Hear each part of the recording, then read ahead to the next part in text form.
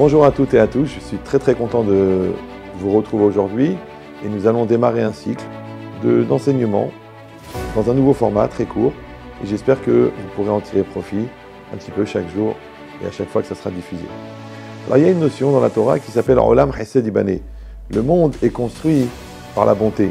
Cette dimension-là, si on la prend dans son sens large, le mot Olam, ce qui veut dire le monde, il a plusieurs sens. C'est un peu compliqué de savoir que Olam, ça veut dire le monde, donc ça veut dire l'espace, mais les Olam, pour toujours, ça correspond au temps. Donc c'est rare que la même racine, Aïn Lamed même, elle enseigne le temps et l'espace. D'un autre côté, Ne'elam, ça veut dire invisible, ça veut dire quelque chose qui est caché. Alors comment comprendre la correspondance qui peut exister entre l'espace, le temps et l'invisible? En vérité, la logique, elle est très simple.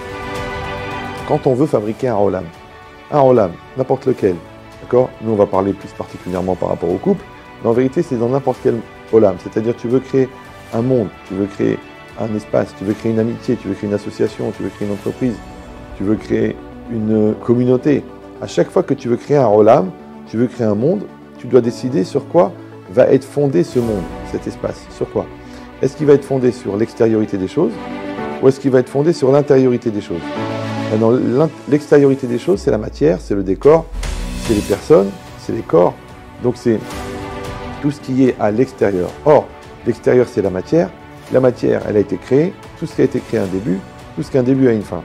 Donc si je vais fonder mon monde sur l'extériorité, automatiquement, il va être condamné à disparaître.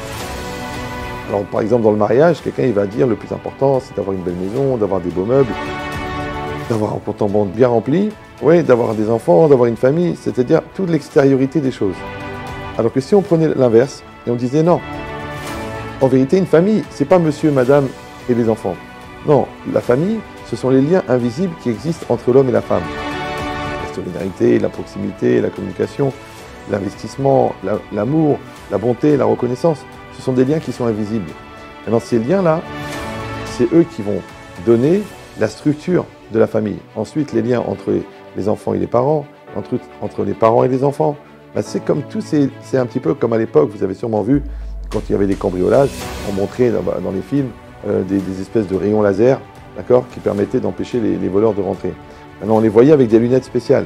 Quand on ouvre les yeux simplement, on ne les voit pas. Mais quand on met des lunettes, on les voit. Et exactement, il y a des fils invisibles qui relient les personnes. Et ces fils invisibles, c'est ça la famille. Les fils invisibles, ce sont eux, le couple. En fait, ce sont les valeurs qui relient les personnes, plus que la matière qui les relie. Donc, quand on est dans cette logique-là, alors la dimension invisible, c'est là que intervient la notion de Ne'elam, c'est-à-dire la dimension invisible du couple, tous les investissements qu'on va faire, les efforts qu'on va faire, les efforts qu'on fait sur chacun d'entre nous, les efforts qu'on fait envers l'autre, les efforts qu'on fait pour relier la famille, les éléments de la famille, et bien ça, c'est la dimension invisible. Alors, il faut savoir une chose très importante, c'est que le visible, puisqu'on a dit qu'il a une taille, il est divisible. Mais l'invisible, puisqu'il n'a pas de taille, il n'est pas divisible.